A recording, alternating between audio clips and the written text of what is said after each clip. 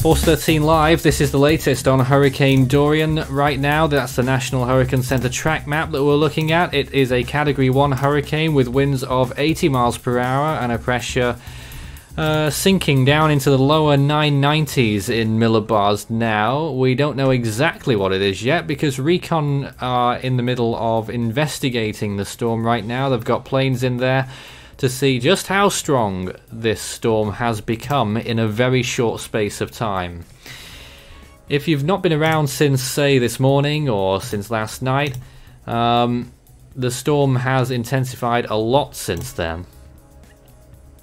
But there it is on the National Hurricane Center track map. The threat to Florida is increasing.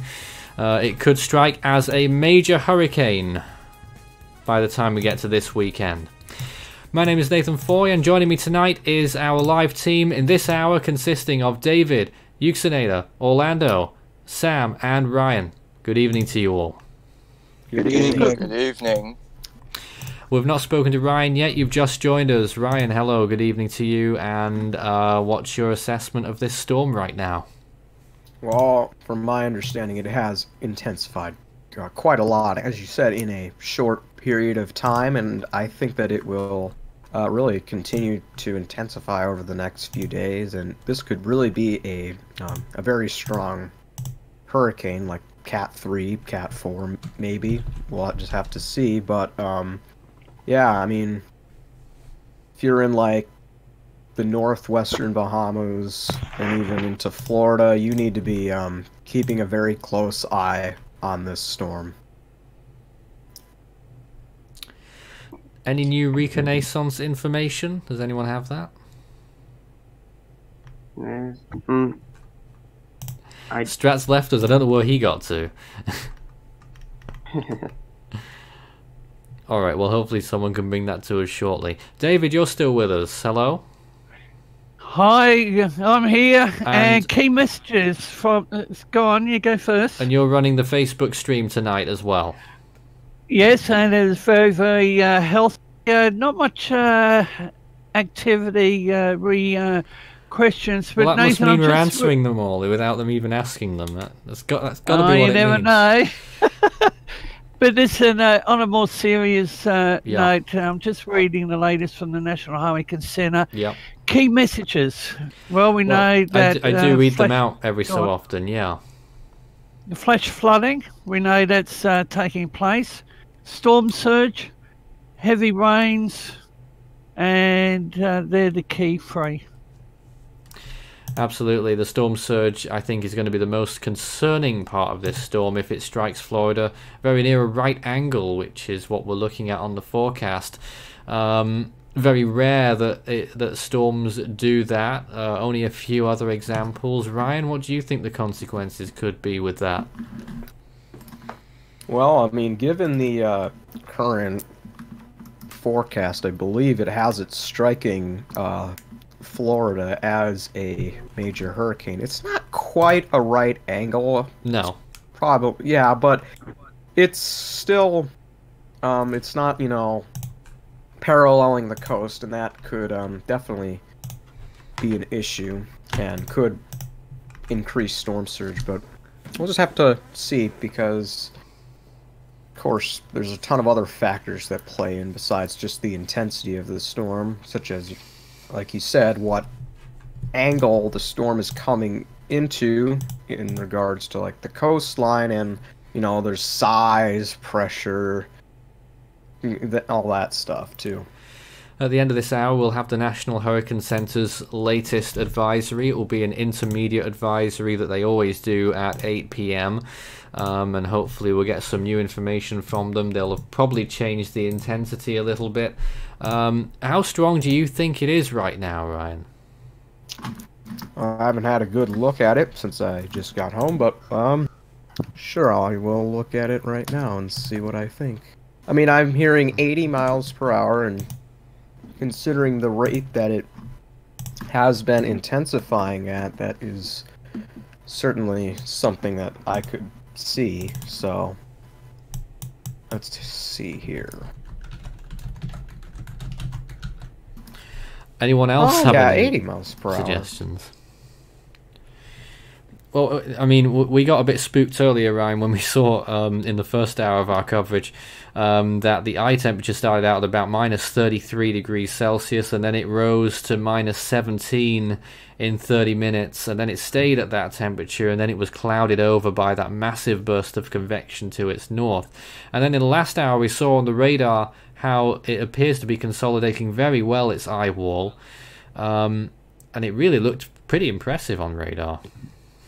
Yeah, I'm looking at it right here on a satellite. It does look really impressive. I mean, this definitely looks like the type of storm that has the very real potential of being a significant one. Certainly. Euxinator, you're in Florida. Is there anything going on the ground, preparations and the like? Yes, there are preparations going on in Florida. People are going to be doing, there are going to be inmates that are going to be put, throwing are going to be basically sandbagging the coast, starting tomorrow from 10 a.m. to 6 p.m. I also note that there's 26 counties currently under a state of emergency, my county not included. Okay. Which will probably change pretty soon, I'd have to imagine.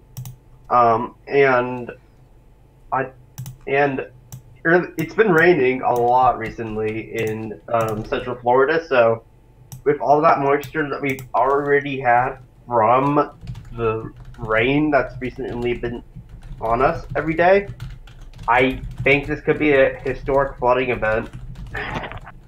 Yes, they're talking about at least 12 inches of rain for parts of Florida. Do you buy that? I think it could be more. Yeah, well, no, 12 inches at a minimum, it would appear, if the models are right, that it is going to become the strong hurricane that they're predicting, and that the National Hurricane Center are predicting. Yeah, no, this could be a catastrophe, especially for Orlando or Tampa or Gainesville if they're hit. Are those the... my next question to you was going to be, are there any areas in particular that are vulnerable, and you'd say those? Those are definitely vulnerable. I think the most vulnerable places are the coastal cities. Daytona Beach, Port St. Lucie, Freeport, Melbourne. Those cities in particular are ones I know. Jupiter, Cape Coral, that's danger. Jacksonville, if it gets north and hits Jacksonville, that will be catastrophic. That will be worse than any other city if it gets hit.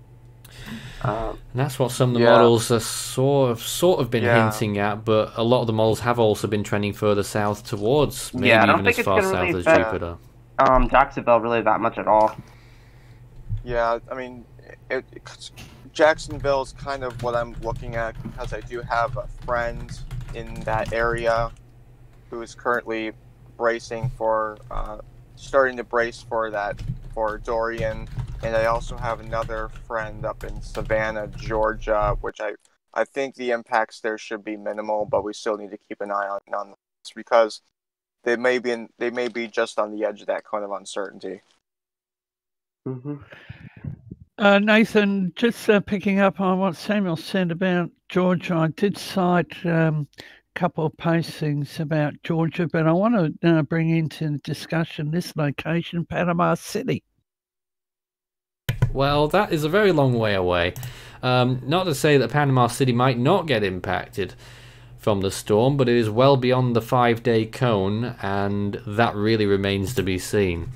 I get where you're coming from because it was very close to Michael last year, but at the moment we can't really say much about that.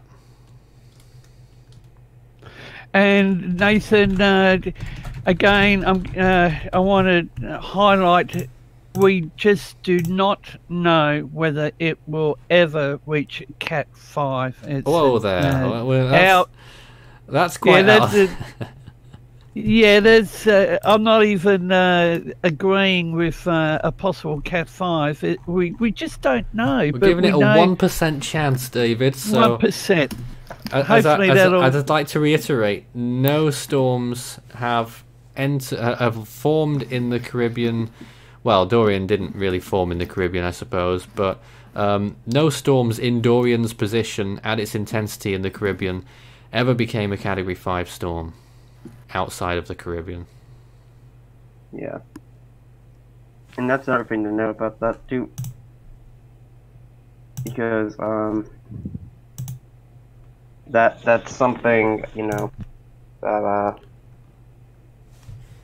is pretty, you know, significant. And yeah, another city to mention is Miami. Miami is gonna probably get something from the storm. I don't think it'll get a full impact or anything like that. No. It'll definitely be impacted nonetheless. Whether it be from storm surge or like a high like tide or something, or rip tide or like rip currents or something. It'll get affected. Yeah, around a 40% chance of tropical storm conditions in Miami. Yes, exactly.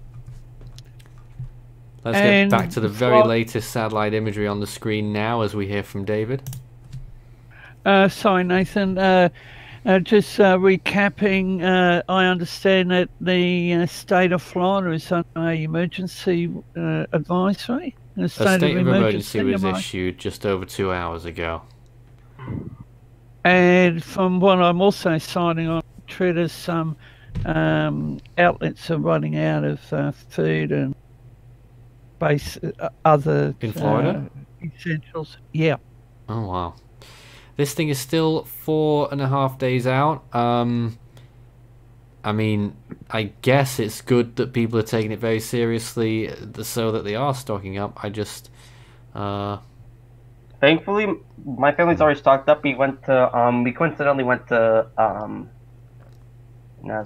we went to like Sam's, Costco and stuff like that last weekend before all this was news or stuff like that. So, but yeah, no, that's another concern is that all this and like classes are still gonna be going on, but I know that like some classes like there's still gonna be assignments due, even though the hurricanes stuff like that. Indeed, as we look back at this imagery, convection appears to be simmering off a little bit as it continues to expand, but the storm is certainly looking much healthier at this point. Which is not a good thing. And as always, we very much appreciate anything that people send through the Super Chat feature on YouTube as well, as Tyler has just done. As always, everything that we do, everything that we receive is put back into the work that we do here. And if you go back through the history, through all of the streams that we've done in the last 7 or 8 years, you can see how the quality continues to improve thanks to your support in many different ways. So we always thank you for that. And thanks for being with us tonight as well as we give you the latest on Hurricane Dorian. And we are here to serve. If you do have any questions for us, start your message with Force 13 all in text. Put it in the chat box, your question, and it will light up for us and we can see if we can get that resolved. Let's just see if there have been any more questions recently. I've not seen many come through. Well, one saying, do we think Dorian will be retired? Well, let's just hold on a minute. We have just started tracking this storm. Yeah, I wouldn't say anything just yet. Not until like the impacts have happened until it like dissipates. That's when we would turn. And plus, we don't know. This might not be the worst storm of the season. Huh. Question again, can Dorian go into the Gulf and re-strengthen after it hits Florida? Well, yes, it could. We don't know whether it will yet, but the ECMWF has been on board with that quite a bit. Justin tells us that Recon has missed the eye. Is that correct? Let's see here. I'm currently looking at it. Yes, that's correct. They missed the eye. They've missed Did it miss the eye? Yes. Wow. Orlando, are you Okay. seeing it? What are they getting right now? Well, what they were getting, the lowest pressure I saw when they were just missing the eye would have been around 995 millibars. Hmm. Yeah, they like just missed the eye. But they, Yeah. let's see here. They're a Yeah, it's little, looking like they're a little ways pressure. off. Yeah, it looks like maybe around 996. It looks like. From what I'm seeing. Okay. Yeah. And Nathan, that's our position, isn't it? Sorry, guys. 996. It was at the start of our coverage. We did get pressure readings earlier of 993, so that's probably what we would have gone with now. That's probably what the National Hurricane Center will go with. Yeah. Till we get another pass. And will that take a while? Perhaps. Alright, just to show you again, in case you needed to know, the watches and warnings that are currently in effect displayed on the map here. Hurricane warning for Vieques and Culebra, the US VI and the British Virgin Islands as well. Hurricane watch for Puerto Rico, which is also under a tropical storm warning. Let's read out some more information from the National Hurricane Center again for you in terms of rainfall expectations. This is further rainfall on top of what has already occurred so far. For the Northern Leeward Islands, another 1 to 3 inches expected. Eastern Puerto Rico, including the US and also the US and British Virgin Islands, 4 to 6 inches, isolated amounts of 8. Western Puerto Rico and the central and northwestern Bahamas, 2 to 4 inches, isolated amounts of 6. Coastal sections of the southeast United States, 4 to 8 inches, isolated 10. I think they'll up those numbers as time goes on because according to models, it's going to be maybe 12 plus in many parts of northern Florida, maybe even into neighboring states. Let's just also read out the latest wind probabilities from the National Hurricane Center. They'll be different to the probabilities that are shown on the left-hand side of the screen every so often. Just to read out all of these places right now. Are they in? I don't know whether they put them in any particular order. Let's just put them in the order that the National Hurricane Center put them in. So these are the percentage chances. I'm going to read out these numbers for each of these cities. Florence, South Carolina, 3%. Columbia, 4. Little River, 3. Myrtle Beach, 6. Georgetown, 6. Charleston, 10. Beaufort, 14. Atlanta, 4. Augusta, 7. This is Georgia, of course. Savannah, 18. Kings Bay, 35. Waycross, 27. Mayport, Florida, 47. Jacksonville, 41. Gainesville, 52. Daytona Beach, 65. The Villages, 63. Orlando, 71. Cocoa Beach, 84. Patrick Air Force Base, 77. Fort Pierce, 85. West Palm Beach, 76. Fort Lauderdale, 65. Miami, Florida, 48% chance of tropical storm force winds. Homestead, 42. Marathon, 33. Key West, 28. Naples, 48. Fort Myers, 54. Venice, 57. Tampa, 62. Cedar Key, 58. Tallahassee, 24. St. Mark's, 29. Apalachicola, 30. Panama City, 22. Destin, 13. And a lot of other areas have lower chances. Grand Bahama at 82%, New Providence 52, Andros 29, Great Exuma 23, and San Salvador 41. So those are all of the tropical storm force wind probabilities in full, and there's a graphical depiction of all of that as well there on the National Hurricane Center website, which we're also bringing to you here. So Dorian has winds of around 80 mile an hour winds. We're still finding out just how strong it is or how deep it is in pressure on the Recon planes, which are flying through the storm right now. And guys, at this point, are they going to continue regular flights?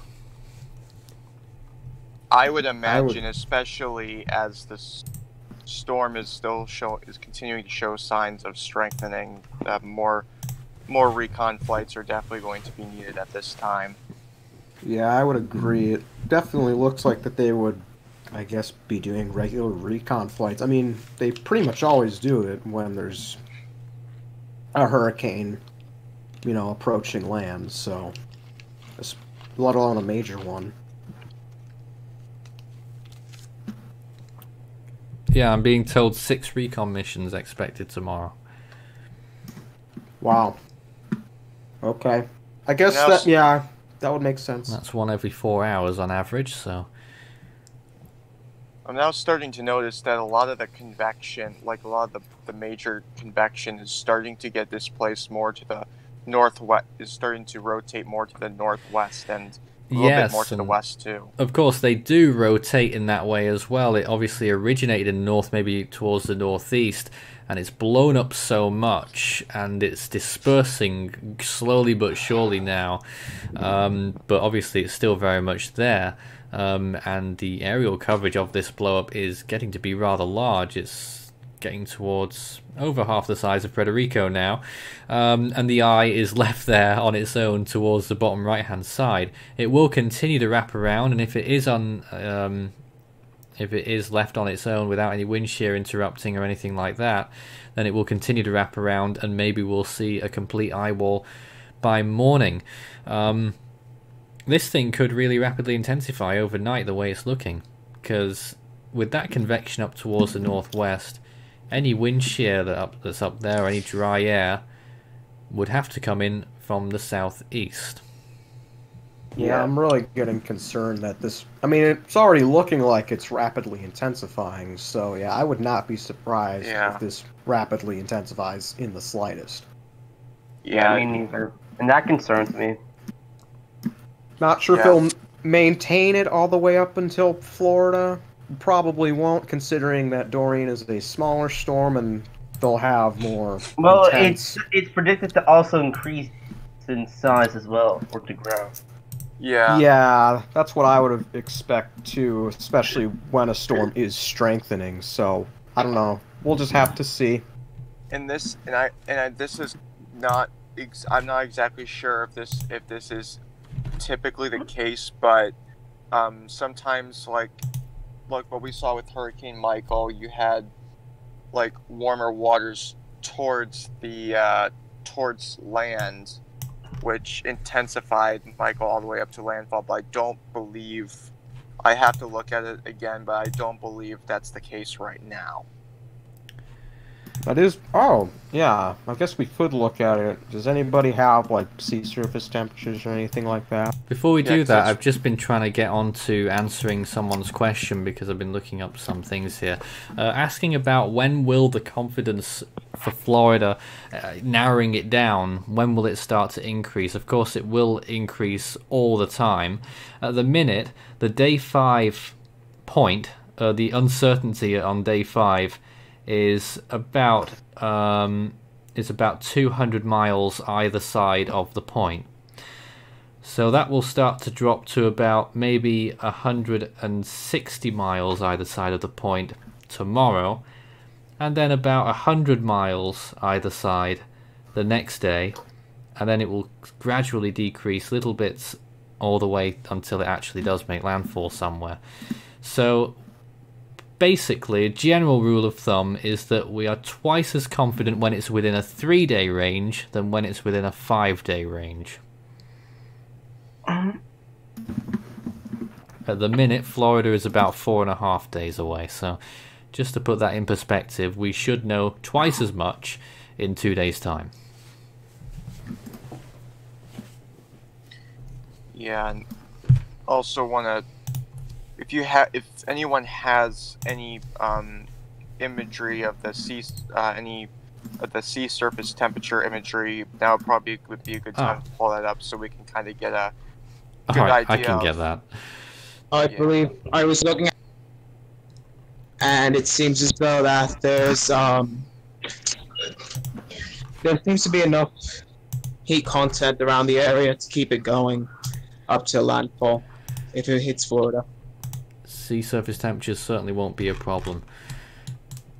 Let's have a little look here if we can get it on the screen. These are the sea surface temperatures ahead of Dorian. As a matter of fact, they get slightly warmer as the storm progresses further out towards the ocean. At the minute, the sea surface temperatures are just over 28 degrees Celsius. They'll rise to about 29 at various points as it moves past the Bahamas. And then it's going to enter the Gulf Stream, which is only mildly warmer, 29.5, maybe getting towards 30 degrees near some of the Bahamian islands. And then as it reaches the Florida coast, it'll drop off just a little bit to around 28 before landfall, unless it makes landfall further north, where it will drop to around 27. So sea surface temperatures are never going to be an issue for this storm unless somehow it manages to get further north than the Outer Banks of North Carolina. Hope that answers your question quite well. Let's see if we can go back to some more imagery again, as we've been watching it for quite some time. Again, this is the latest on Hurricane Dorian. Still doesn't really have a ring to the name. We've never seen a hurricane named Dorian before. Of course, it's only the second time Dorian has been used as a name in the Atlantic. It replaced Hurricane Dean, which was retired after the 2007 season. But here it is, the convection blowing up extremely massive right now. Let's just see how large that is as we draw a line to the edge of that convection. 66 miles long now. In the grand scheme of things, that's not huge, but compared to what it was earlier today, that is a big improvement for the storm. Let's see if we can just zoom out a little bit on this now and see what else is going on further towards the east there. There's a lot more convection blowing up in association with the storm over Anguilla and St. Martin predominantly, so they could be getting quite a lot of rainfall too right now. David? Sorry. No? Okay. No apology, Nathan. I'm just distracted. So, would you like to try again? I thought you might have wanted to speak at this point. That's all. Not at this point in time. I do apologise. Being a moderator in the server, something caught my eye, right. But that's not distracting me from the Facebook streaming. But yes, I'm here listening. Thank you. Will Dorian make landfall like Jean or Francis in Florida, but track like Dora or Andrew? What a complex question. I suppose it could. Very interesting question. The CDPS, now there may have been a bit of confusion because some people have noticed that the CDPS scale has jumped from 1 to 5. Earlier this afternoon, or this morning actually, we issued an update on Dorian, and we gave out the CDPS reading for Culebra, which was a stage 1. Now we're giving the readout for what it could be when it reaches Florida. So the potential is stage 5 for Florida, and that is quite severe. That is a 10-tiered scale that factors in the storm's wind field, how large it is, the wind speed, how strong it is, and the rainfall potential from the storm. So those are the key differences from the Saffir-Simpson scale with the CDPS scale. It factors in all of those other issues that people can often find themselves in storms. The Saffir-Simpson scale only factors in the intensity, whereas the CDPS scale also factors in its size and its rainfall. Just to give you an example of other storms that reached stage 5 on the CDPS, Hurricane Floyd and Hurricane Georges in 1998. I'm not sure on the new CDPS whether that is still the case with those two storms, but those were examples. Could be devastating for the landfall zone if it does strike with that damage potential. Alright, people are asking whether Ferdinand will form. There isn't a storm called Ferdinand. I think you mean Fernand. That is the next name on the Atlantic naming list. and that doesn't appear to be on the horizon anytime soon, although long-range models suggest that 2 systems could form off the African coast next week. Also, to answer your question about Ferdinand, that's actually an Australian region name for the 2019-2020 season. Maybe they mean that then. Well, in the Australian region, though, they don't have lists based on years. They just have a continuous list that keeps going and going and going. Yes. Yeah, and then once they reach the bottom, they go back to the first name. Is it like that with the Western Pacific as well? Yeah, it's like that with the Western Pacific and the South Pacific, too. Just to reiterate the key messages for Hurricane Dorian for those who may have just joined us. Dangerous winds will continue in the Virgin Islands, Culebra, Vieques and portions of Puerto Rico during the next few hours. Heavy rainfall over portions of Puerto Rico and the Virgin Islands could produce flash flooding through Thursday morning. The risk of dangerous storm surge and hurricane-force winds later this week and this weekend continues to increase in the central and northwestern Bahamas and along the Florida east coast, although it is too soon still to determine where these hazards will occur. Residents in these areas should ensure that they have their hurricane plan in place now and not focus on the exact forecast track of Dorian's center. Heavy rains are expected to occur over portions of the Bahamas, Florida and elsewhere into the southeastern United States later this week and into early next week. I assume pretty soon that the National Hurricane Center will start to issue the rainfall potential graphics. They aren't doing that just yet, probably when it enters the 3-day range.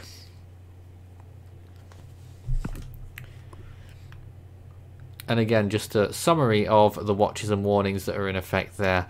They will most likely be discontinued later on tonight.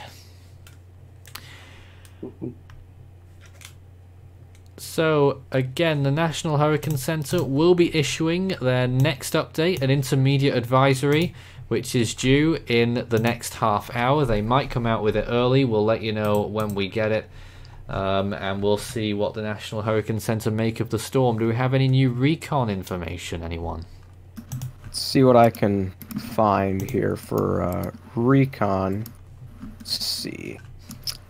I can say is Recon is going for the northeastern side. They are? Yes. How long do you think it will take to get there? Yeah. That appears to be the case. Hard to say. When it comes to judging distances that it takes for the Recon to get, I'm not good at that. But I'd say about maybe 30, 40 minutes. Okay. Another question, is Tropical Storm Erin severe? Well, it's no longer a tropical storm, I hate to tell you. It is gone, pretty much. Erin is nothing. Erin looks terrible. Yeah, I believe it's post-tropical, although it could become extra-tropical as well. What I will say about Dorian is the eye on radar looks phenomenal. Yeah, it really does. Especially for a Category 1. Yeah, for a Category 1, it's pretty impressive. Agreed. Do we have any other information on model runs? Anything new happening with them? I was on the phone with family a few minutes ago, and the 18C HWRF was running. Okay. So we may be getting a new run of that soon. Great. Gandalf White 2 generously sends us a super chat right now. As always, we value your support immensely, whichever way it comes to us, and that we always put it back into what we do. Says that they want a Category 5 with the center over West Palm Beach. Wonderful. Let's move on then. Orlando is in danger from the storm question. Potentially. Decent, very high chances now actually of tropical storm conditions there. Someone say my name. Yeah, we did say your name actually. I will say our 78 on the HWRF run, it is near I can see the capital, with the island that houses the capital of the Bahamas, and the HWRF has it with a pressure of 932 millibars and winds of 155 miles per hour. And the run is still generating, so it could go up to Category 5, honestly. And that would be the first time. That would be the first time during the storm's life that it would have done that. In at hour 72, it has 115 knots, and then in 3 hours, it jumps up to 130 knots. Well, that might be a bit of an issue.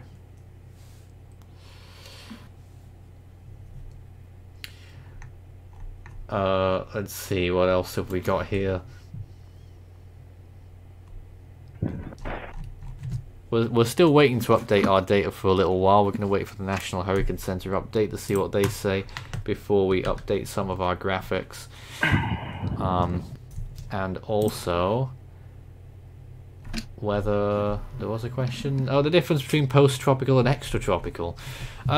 Well, it is sort of an interchangeable word. Extratropical is more clear than post-tropical.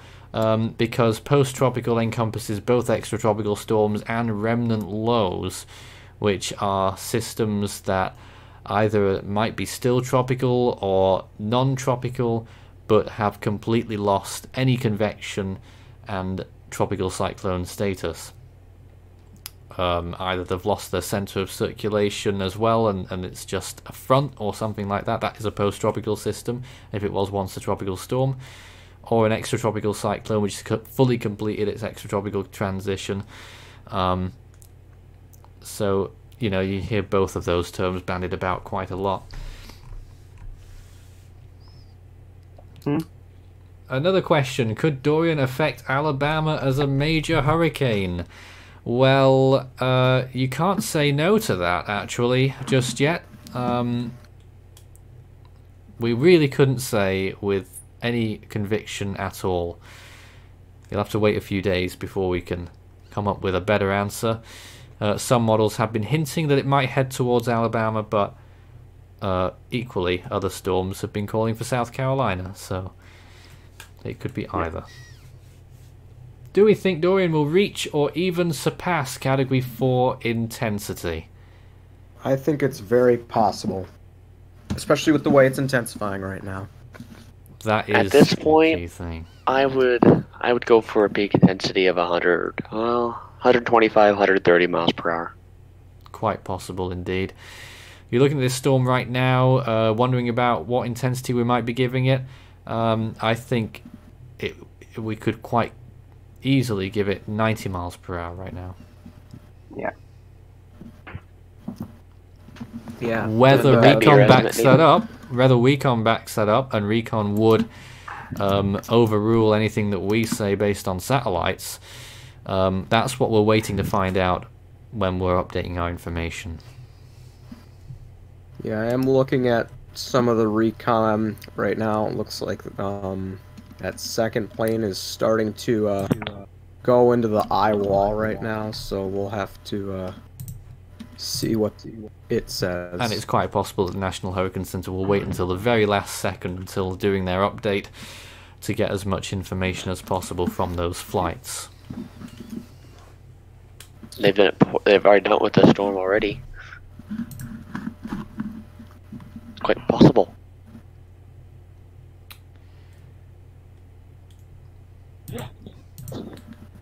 So it is one of those moments where we're just sat waiting for new news and any information that comes from the National Hurricane Center in the next 20 minutes. We are still all here and we'll keep you updated if anything comes in. Would anyone like to have a word about anything right now?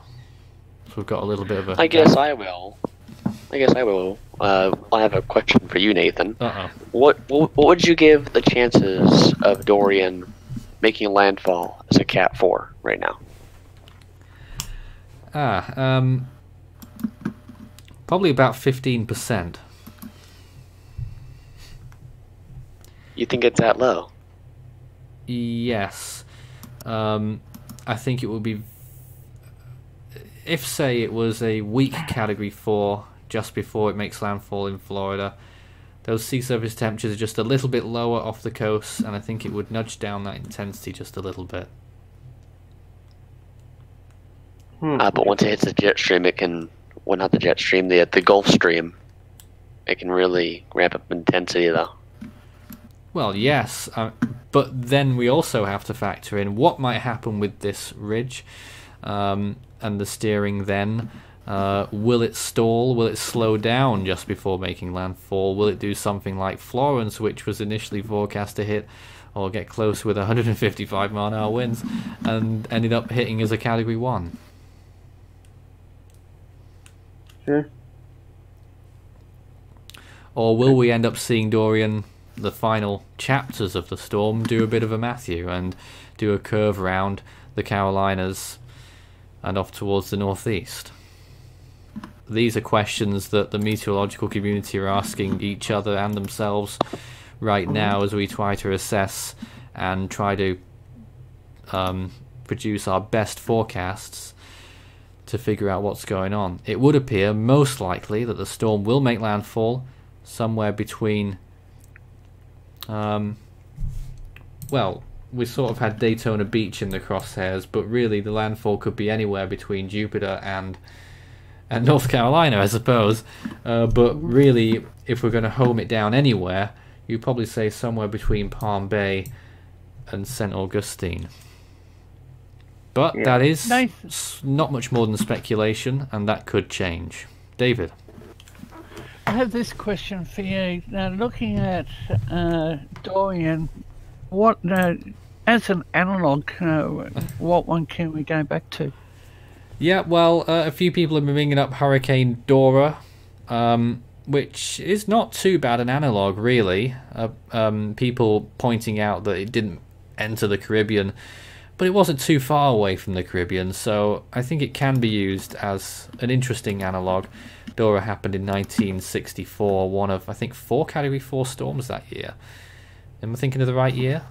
I think you're... Yeah, I'm pretty sure that there was... I know 1964 was a pretty active year in the Atlantic, so I think that would make sense. Yeah, that year did have 4 Cat 4s. And Dora struck Florida at what intensity? I believe it was a Cat 3, if I'm not mistaken. I think it was on the border.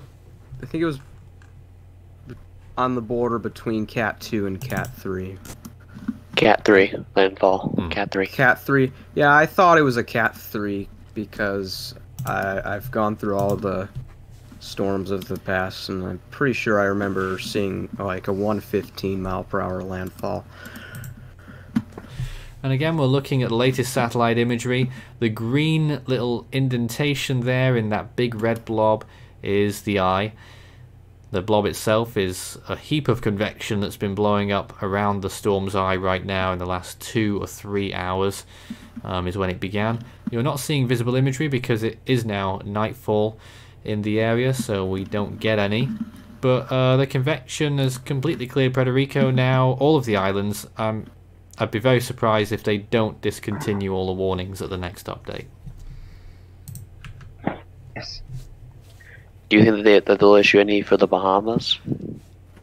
No, I don't. I don't think they will.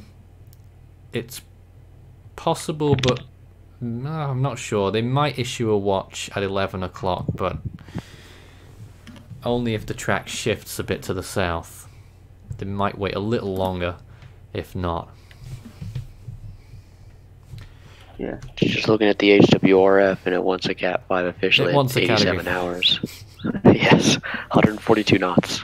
So that is the first of our proper models to predict a Category 5 from Dorian. Let me remind everyone that climatologically speaking, that is very unlikely, and that's why we're giving it only a 1% chance. Possibility, obviously. We are giving it a 1% chance. That's up from 0.3% earlier today. So make of that what you will. It's gone up 3 times to 1%. Yeah, I don't think it's going to be a Cat 5. Wouldn't Michael kind of count on that list? Because it formed in the Caribbean Sea and it moved into the Gulf of Mexico as a Cat 5 there. Yeah, but that was the Gulf, not from That's the wrong side of Florida. Yeah, I should there. clarify then. Not the Caribbean or Gulf. Open Atlantic. No storm has reached Category 5 status from Dorian's position in the Eastern Caribbean. Well, even Dorian with the could low, be first. even with the It very could, low could chance. be the first. Yeah, that's what I was gonna say. It's even with the extremely low chance, it's still a possibility. Even how rare and how unspoken of this would be if that was to happen. And I was quite bullish on Michael. Initially, I think we went with 25% chance of Category 5 when it was a Category 2. And then it stopped ramping up so much, and I put the chances way down, and then it went and intensified again. So these things can be unpredictable, I have some especially, updated Recon information. especially when it comes with the intensity. Go ahead. So I guess we can kind of call these Recon Plane 1 and Recon Plane 2. I'll refer to Plane 1 as the new one that took off recently, and Plane 2 as the one that's going to the northeast side. So Recon Plane 1 just went through the eye, kind of did a loop around in there, and caught flight level winds of 75 knots by the looks of it. And I'm not sure what pressure they got, though. So which Certainly quadrant was lower. that in again? By the looks of it, that would have been the southeastern. Southeast. Well, that appears to be the weakest, actually, right now. That's very concerning. Uh-oh. Radar tells a different story. Does it? Radar says that Radar says that west is the Maybe. weakest. Could we see the radar? Do you still have it? Sure thing. That would be very useful to see. Of course, satellite doesn't always tell the best picture. It is usually the radar that tells a better picture. It's just that radar isn't always available, but we do use it whenever it is available. Apart from direct observations, such as land reports, which is what first gave Dorian hurricane status. Hurricane reports on the U.S. Virgin St. Islands. Thomas. St. Thomas. St. Thomas, to be specific. And Recon planes, of course, can also tell you that story too. Radar is the next best thing, and here it is. Yeah, I mean, That tells that you is really something impressive. completely different to what the satellite did. Yeah, it also By looks the like looks the of it, western. By the looks of it on my radar scope that I'm using on my phone, the app, there's a significant amount of rainfall on the east to northeast side. So that could be where the strongest winds are at this point. Looks like it to me. I think just shading it in the northeast there. Yeah, So that's they what it really need looks to go like and look on at the- that. So I believe one of the recon planes is trying to head towards the northeast side right now. I believe so. So this is news in real time, everyone. Let me see if I have any. Dorian continuing to intensify by the looks of things, and some viewers suggesting that the pressure is around 990. Has Recon found anything like that? Yes, Recon 990 millibars. Extrapolated. 990 extrapolated. Oh, Extrapolated, so it's with 23 knot winds, so it's probably around 988. wow. Yeah, this storm, I want to say that it might be rapidly intensifying now. It's not a huge Yeah. surprise that the pressure has dropped that much, because 996 when it first became a hurricane was quite high. And it is expanding as well. So it isn't necessarily a sign that it's intensifying massively in terms of wind speed. We'll wait and see what Recon find. Yeah, It's interesting because that second Recon plane is following the outer bands, following one of the outer bands to see what winds it gets in the outer bands. I think that's quite smart of them. Certainly. Yeah. We'll take some So questions going by- shortly. Go ahead. Go ahead. You first. Okay. Well, going by what Recon just found, Nathan, would you give the storm 90 miles per hour? No, not yet. We really need to hear from the northeastern side. There was some questions. Do we think Hurricane Dorian will be similar to Hurricane Francis as the storm gets closer to landfall in Florida? Anyone like to answer that? Well, I mean, it's possible. I assume they're talking track-wise. I mean, it's entirely possible, but on the western side of Florida, that honestly might occur. Where it barely emerges and goes back inland quickly.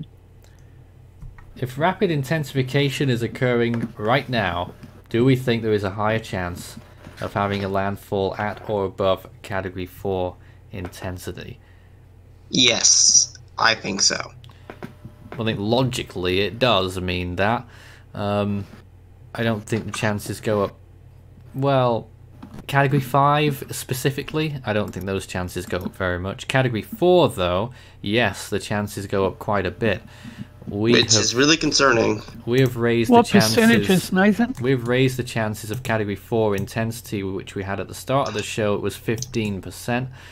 Now the chances are 20%. We've upped it to by 5% there. But a 75% chance of reaching Category 3 status now, which is up from 65 at the start of our show tonight. Nearly 3 hours ago. The National Hurricane Center will be updating imminently in the next 9 minutes. They are leaving it late. They want to get all the information they can before they put out the update, and who can really blame them? So we're going to see if they do come out with anything and whether they upgrade the storm substantially or not. Recon Plane 2 has made a sharp left turn and is now going for the northeast. For the northeast, so they're really... So National Hurricane Center are looking out for this particular pass right now and see if they can get there within the next 8 minutes. Which means that they'll probably get the information before we do. We have seen the National Hurricane Center actually make a late advisories, haven't we? Not by very much, and it's people are very outraged in the community when that happens. Poor NHC. Yeah. And what do we say possible intensity for the Florida landfall if it does? Well, that is it's as really as we've seen, it's a hotbed of speculation whether that what it will be. I think decent odds of a major hurricane landfall, and any major hurricane can be a complete disaster for wherever they strike. When was the last time a major hurricane landfall occurred in that part of Florida? That part of Florida? 2004. Probably June of 2004 would be my guess. So those people who remember that, you could be looking at something like that again. It has been 15 years. Is it more stronger? Possibly stronger, yeah. So Cat 4 possibility? Certainly is. We don't hype things up here. We are just stating that it is a possibility, and at the minute it is a fairly low possibility, but when you look at the satellite imagery, it is intensifying rather significantly right now. Certainly on satellite it's looking good. I would say it's probably looking even better on radar that we've been looking at recently. Citing a bit of information on Twitter about the possibility. If you've got any comments or questions for us, start your message with Force13, all in text. We are responsive. Also, live streaming, simulcasting on Facebook too. Yes. So, here are some questions. Can it be a Hurricane Wilma? No, it can't. Definitely not. Definitely not. Could this be a Joaquin type situation in the Bahamas on a smaller scale? No, not that either. It's going to pass quite quickly by the northern Bahamas. At a worst case scenario, I guess it'd be a bit like Floyd. Nathan, just picking up on that, I had a look at the Bahamas Met Office, and they're saying And I need clarification. Tropical storm force winds. What's this now? For the Bahamas. More than that, I should think. Depends which islands, though. Now, I'm just considering it's supposed to track to the, what, southeast? Hey? No, it's going northwest. Coming from the southeast. Right. Coming from the southeast, maybe that's what you mean.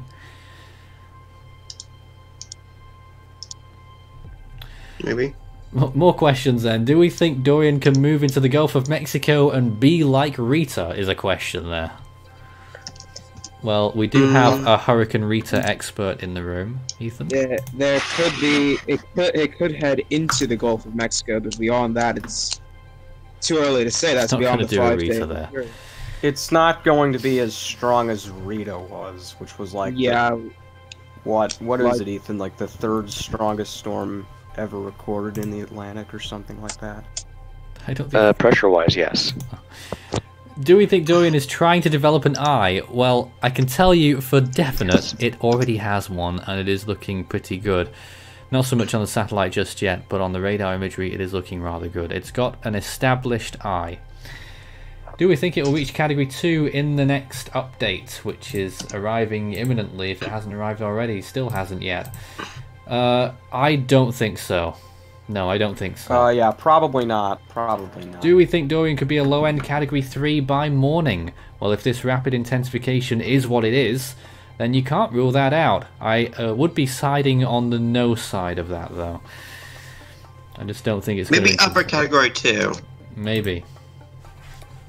Still no update on the National Hurricane Center. We're going for a short break now. We'll be back in a few minutes, and I assume it will be out then. Stay tuned for more. Another hour of coverage coming up here on Force 13 Live. Updates on Hurricane Dorian.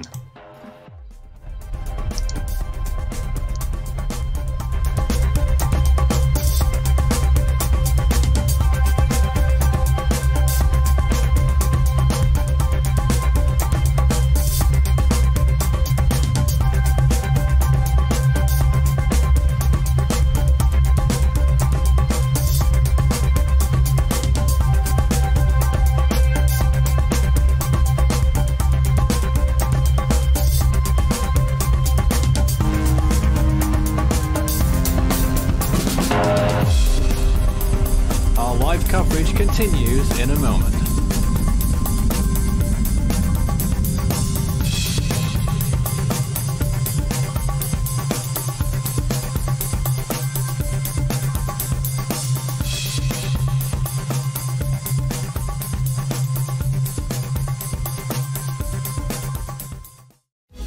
You can also help the project become even better by becoming a patron. You can see more information about all the benefits involved by visiting patreon.com/Force13. With a special thanks to these people for being our most valued patrons this month. You can also check out our growing merch store so you can show Force 13's colors wherever you go. You can also find a link to our Discord server underneath this video in the description.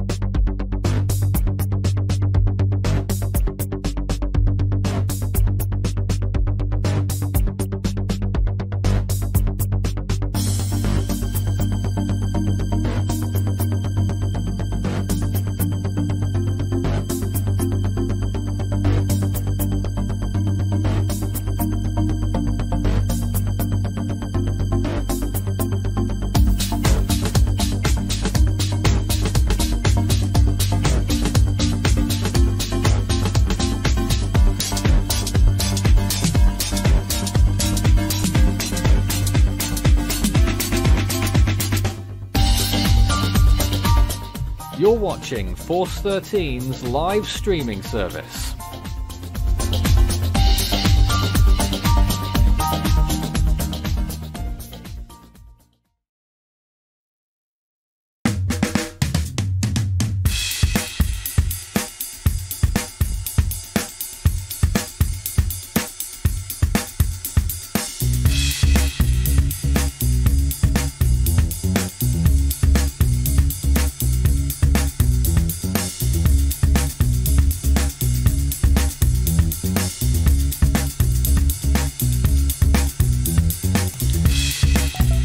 The 8 p.m. update is out from the National Hurricane Center. It is 8 p.m. Eastern Time, and Dorian remains at 80 miles an hour, according to the National Hurricane Center, with a pressure of 990 millibars, 19.2 north, 65.7 degrees west.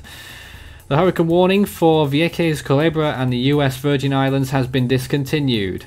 The hurricane warning for the British Virgin Islands has been discontinued, and the hurricane watch and tropical storm warning for Puerto Rico has been discontinued. That means there are no warnings in effect any longer, which is pretty much what we expected and what we alluded to last hour. My name's Nathan Foy, and joining me tonight is the team consisting of Ethan, David, Uxaneda, Orlando, Sam, and Ryan. Good evening to you all. Good evening. Hi. And also, yes, the region that Rico was talking to you about, it was in Hokkaido, but An earthquake? that's not the point of this. Yeah, 5.8 struck in Hokkaido. Alright, there's been an earthquake. I hear. Good evening, viewers. I'm going to be departing shortly on the stream, though. Yeah. Dorian, I'd say, is stronger than 80.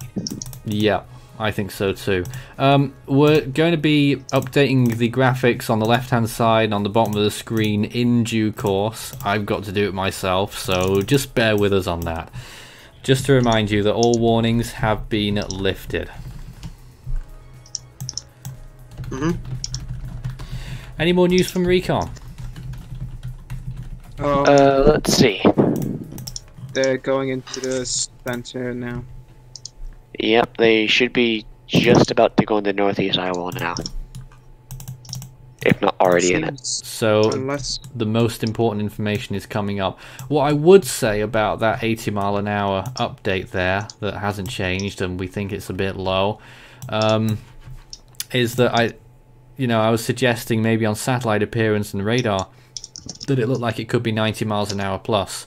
But Recon takes precedent over everything, and if they only got 75 knot flight level winds in the southeastern side, it probably won't be much higher in the northeastern side.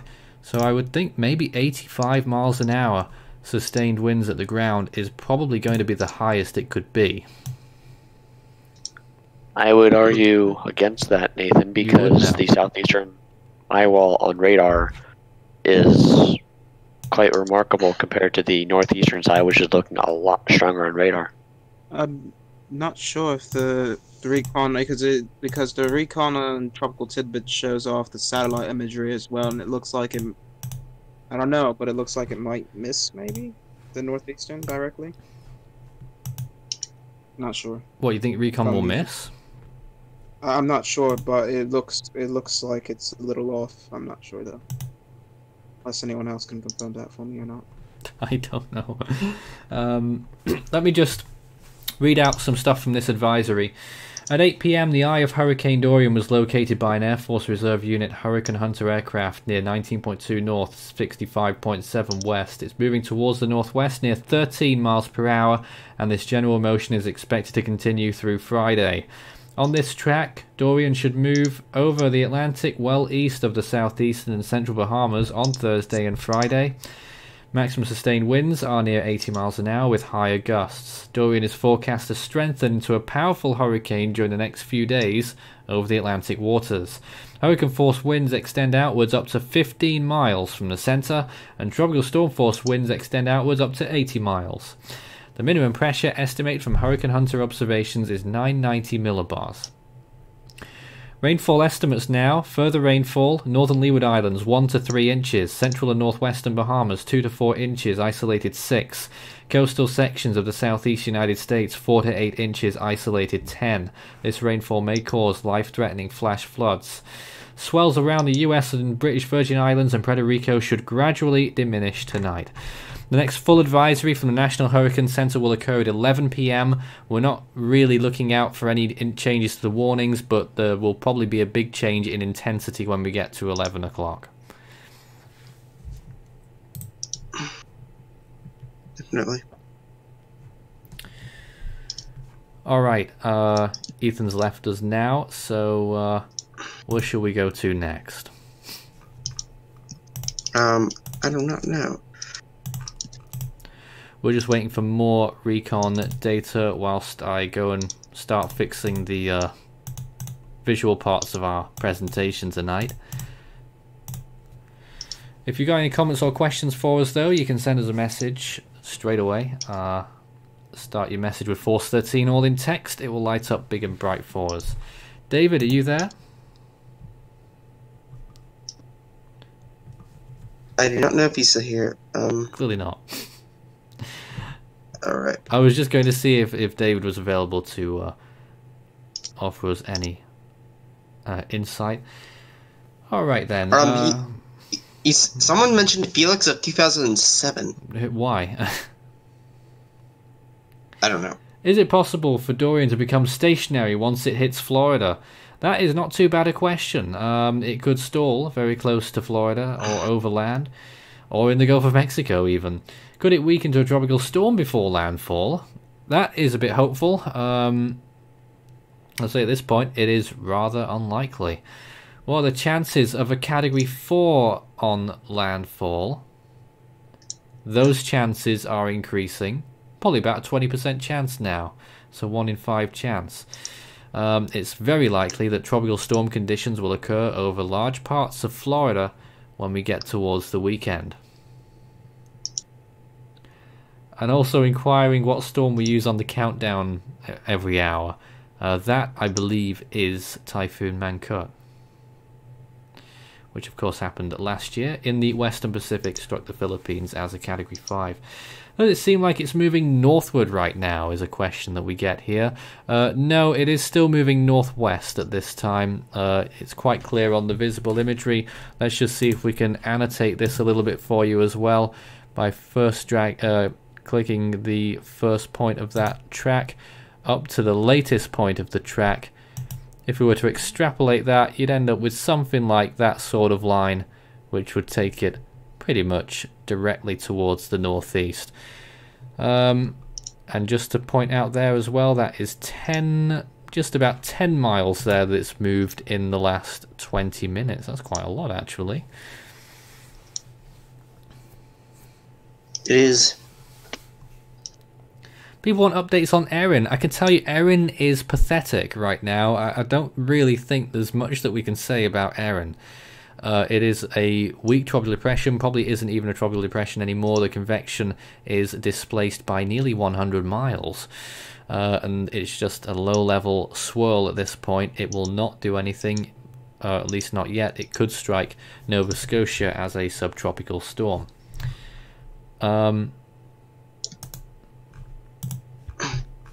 I thought that the bottom graphic had updated, but clearly not. Let's try and get it now. Hopefully this is an updated version, just in case people are looking for that right now. But I can tell you that it has 80-mile-an-hour winds at the latest update and a pressure now of 990 millibars, unless Recon finds something lower. There it is now at the bottom of our screen. And all warnings have been lifted. So we can all be thankful for that for the time being, but it will be short-lived. Warnings will come back into effect later. It's now 64 miles from Culebra, so with an 80-mile-an-hour wind field, there could still be the odd little bit of tropical storm force winds just for a little bit longer. And there again are our chances of each category rolling by the bottom of the screen as well. Yes. Alright, just waiting for some more looking at some more questions here. Would Chipley, Florida get tropical storm force winds when it makes landfall? Well, pardon me, but I'm going to have to look that up. Chipley, Florida, it's in Washington County, 102 miles northeast of Pensacola, so that is still quite a way out from our forecast. It's beyond the 5-day cone by quite a bit, but I would say that it is certainly a possibility, and we'll know a lot more pretty soon. More likely than not at the minute, I would say, given the potential for the storm's track. Let's get back to that track now if you've not seen it yet. That's the latest from the National Hurricane Center. 80-mile-an-hour winds moving northwest at 13 miles per hour. They don't change the track forecast at intermediate advisories, but as you can see, they've lifted all them warnings. What you will notice on those intermediate advisories, though, is how there's a little bit more of an unnatural kink now on that first 12-hour point. So the storm is still moving a little bit further north than what the National Hurricane Center anticipated, and that could have ramifications later down the road. Who knows exactly what might happen with that just yet, or whether it will have a big impact on its future change, but at the moment it is still moving further north/east of the forecast. And someone else has joined us. Is it Sam? Yes, it is. Welcome back. Thank you. What do you think about the National Hurricane Center giving it 80 miles an hour? Do you think it looks better than that, like some of us do? I would say yes. I would say it's closer to 85, maybe 90 miles an hour. I'm a little surprised that the National Hurricane Center is still stuck with 80 miles an hour in this update. Recon planes. However, they just didn't find it. Yes.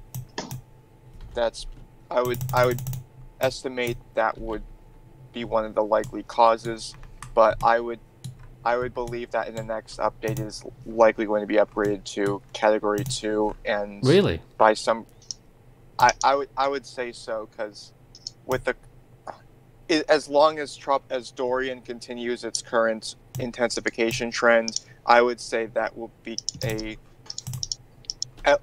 more than half chance at that point. I can't rule anything else out, though. Still a CDPS Stage 5 at this point as well for Florida and its potential impact, which could mean devastation wherever it makes landfall. Orlando, you wanted to come in there. Yeah, I'm thinking that, I think the Recon missed direct pass, right? Recon have missed? Yeah. So they're finding it a bit difficult at the minute, it seems. Yeah. Yeah, the forecast is more difficult. When the Recon plane, due to the Recon plane not being able to track its exact center, the forecast is more difficult. So they still stayed on the 80 mile an hour side. That's what I kind of disagree with. I think it should probably be more like 85 at this point, at the very least. Yeah, that's quite fair. 80, 85. I mean, you know, the thing is with this, with storm tracking and what comes with it is that it's never exact. And you know, even if there is recon planes, you just don't know exactly where the strongest winds might be and whether the recon plane does fly through it. Of course, you've got much more of a chance if there's a recon plane than if you're just relying on satellite estimates, though.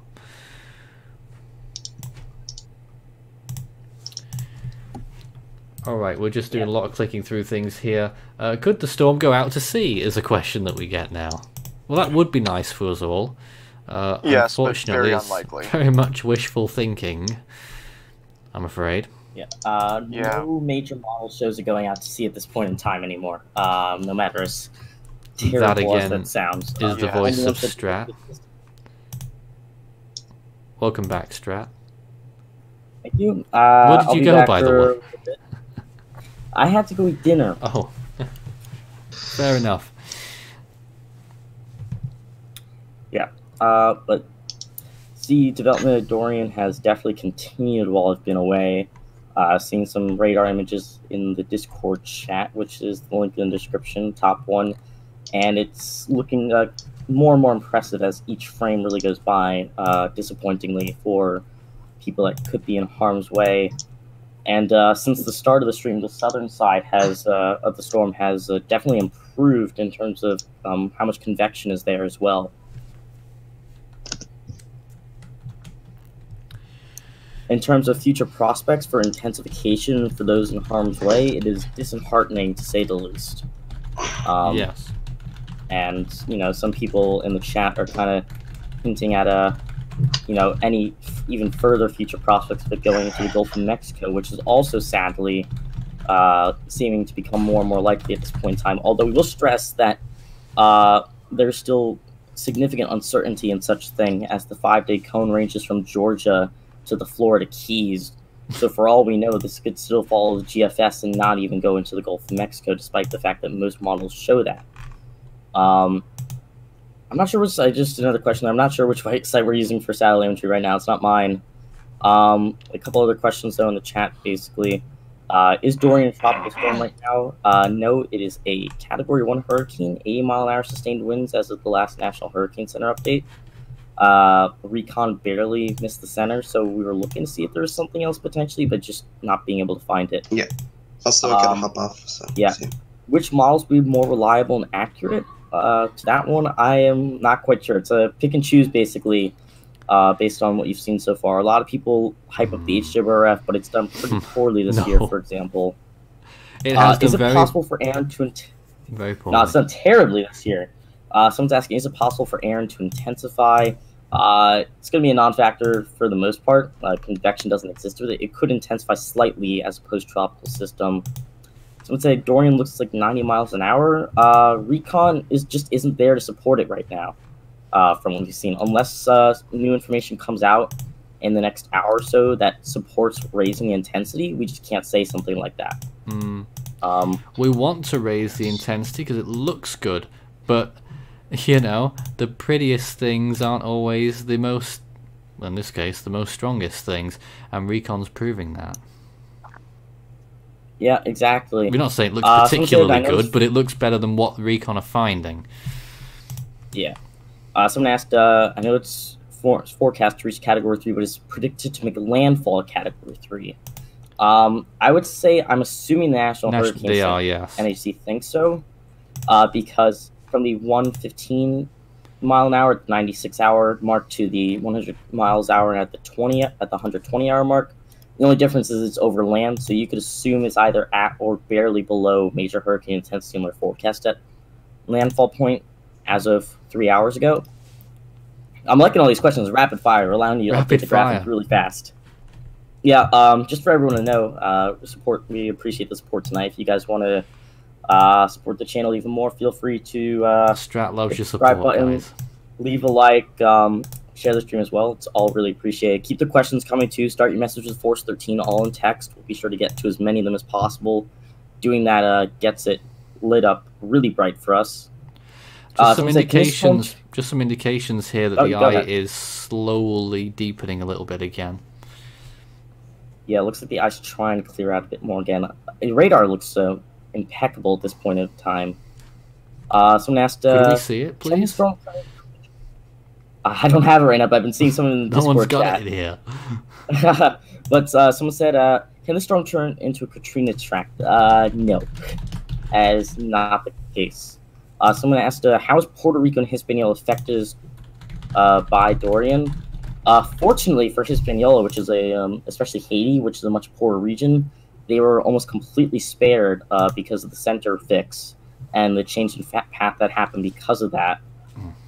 Puerto Rico definitely felt some effects of tropical storm force winds potentially, although the hardest hits were definitely the Virgin Islands.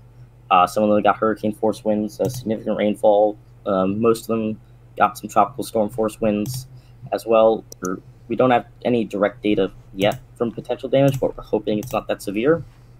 Someone said Dorian's eyes clearing out a bit. It looks like it could be doing that again. The earlier mega bursting convection has kind of swiveled around just to circle the center as a whole as the southern sides continue to bring up more inflow now that Puerto Rico isn't in the way to prevent that. Someone's saying, is there a chance for Category 2 winds before the end of the day? Nathan kind of worded it right. Not much time now. Yeah, I was going to say, even good-looking things aren't necessarily the strongest, so unless Recon shows us something... You just stole that off me, and it was I did? Poor quote, to be honest. You know what? But I said it anyways. But unless Recon picks up something different, we can't really go with that. Someone's asking... Oh, well... Someone said, can it be an Andrew? Of sorts, but not really, no. No. Yeah, the only way it's going to be like that, or in Irma kind of track, is if it goes like, if it somehow curves like, makes a really sharp curve towards the south, goes southwest, That's not really going to looking happen. at that. No, man. Yeah. Yeah, and right after that, someone asks Dorian similar to Andrew in any sort of way. The answer, their whole lifestyles and lifespans are wholly different. So the answer to that is no. Excuse me. If you have any more questions, though, start your message with Force 13 all in text. We'll be sure to be able to read it. Someone's saying, can you update Strat the forecast surely graphics? enjoying. I am. It's allowing you to update the graphics. You know, I came at the right time. 6-hour updates for the forecast graphics. Well, there isn't actually much of a... If you're talking about our forecast graphic, there isn't really much to change at all, to be honest. It already has updated slightly to reflect the new position, but there's not too much to say about it. We're still talking about a Category 3.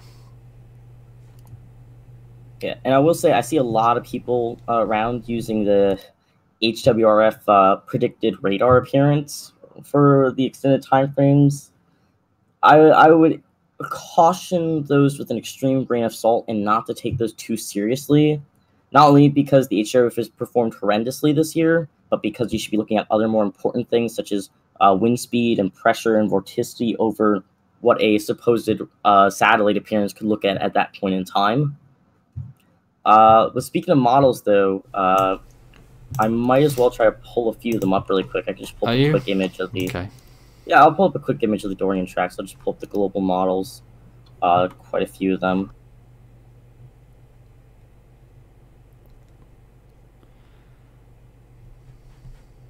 Here we go. This is the 18Z initialization. We should actually be seeing the 0Z1s come out pretty soon, within the next hour or two. So those would be very useful to have. We're just trying to get it on the screen right now. Yeah, so this is the 18Z1. So they're 6 hours old about, for the most part. The official track. So there's 2 official tracks on it now. The older official track, you can tell, is further north than the current one by a good mark. Yes. There's only 2 models out of these that don't show a Florida landfall, and both of them still show an East Coast landfall to some extent. So they want one of them to kind of pull a Matthew. None of this looks like a Matthew to me at all. I don't see any model indicating that. But most of them almost all of them push into Florida now, and depending on the movement speed, or if they go out to a bit over 120 hours, some of them actually push into the Gulf of Mexico at this point in time. Past the 120-hour mark, we're not really going to comment on that, although you do see some kind of pushing into the Gulf of Mexico. I think almost the whole focus right now should be on Florida, where it's going to get the most severe impacts, along with the Bahamas. We're really not talking about that enough. They're definitely getting impacts as well. Once tomorrow and Friday rolls around, then we can start talking about the Gulf of Mexico a bit more seriously. Well, yeah, hopefully we won't need to. You're talking about not being at all like Matthew, though. I think it could do a little bit of the later stages of Matthew if we find that ridge builds in and it ends up curving back round, following the coast of northern Florida onwards. I know. I would need to see a significant change in the model trends right now that are seasonally. Also, just on top of the path direction that's coming towards Florida is completely different by around 45 degrees, which is pretty sharp. So, because this is going to be coming from the latitude of the very northern Bahamas on a west-northwest to westerly track towards central Florida. Matthew came from Haiti and Cuba, moved west-northwest across the Bahamas and paralleled the coast. So 2 very different scenarios in terms of where the storm is coming from. So to see a turn, we need to see something drastically different show up. We're now joined by Justin, who I think is still getting set up there, is what you can hear I'm here. In the background. New to our live room. Justin, how are you? I'm doing fine. How are you doing? Well, great. Where did you say you were from? I'm going to keep it relatively generic, Yes. but I am on the southeastern coast of the United States. So you are potentially in the site of Dorian, though. Yes. I mean, according to the GFS model, and I'm going to be pretty vague about this. The most recent GFS model stalls Dorian over Georgia and Florida, if I'm not mistaken. So I'm around that area, so I have a decent chance of being in that storm. Is that true, Strat? The latest GFS run does do that. It's been doing so for the last 3 to 4. Although I would caution with the GFS that it's currently the only major model which its parent model shows a somewhat northwestward hook into Florida and then into the southeast United States. Every other major model at this point in time does show a turn into the Gulf of Mexico. Although you have to know that the variance at this time is still quite significant. The NHC cone depicts that from showing it either go from the Keys all the way up into southern Georgia. I'm interested, though, because the 18Z HRF and HMON runs look like they're coming out. I kind of just want to see them render out to see what they show up as. While those load out, though, and while graphics are hopefully finished updating soon, I'd like to point out, if you guys have any questions, start your message with Force 13 all in text. Pop up in bright orange for us to see your message. Leave a like, share the stream as well. We got all the links are in the description as well. If you want to join the Discord server, feel free to do that. We have over 300 members there willing to talk about tropical weather. We're all pretty into it. So if you want to communicate there. Yeah, I'm just looking at the latest HRF.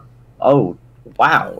Okay. Did you not? Have you not aware of that? It's a Category 5 now on the HWRF. Yeah. Yeah, I just saw that. Yeah, they brought it to 142. Can we just disregard that one, please? Yeah. Because the no, not really.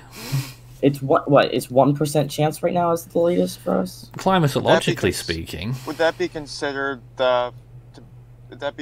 fake news Hurricane Edition? No, it isn't fake news. It is a possible outcome. Well, as long as it's 1%, I mean, it's still plausible. 1% is 1%. Yes. How many hours out? It is a non-zero chance. It's within the next 5 days. What I would say is the difference between the 18Z and the 12Z HWRF run isn't the latitude. It's about the same latitude. It's the speed.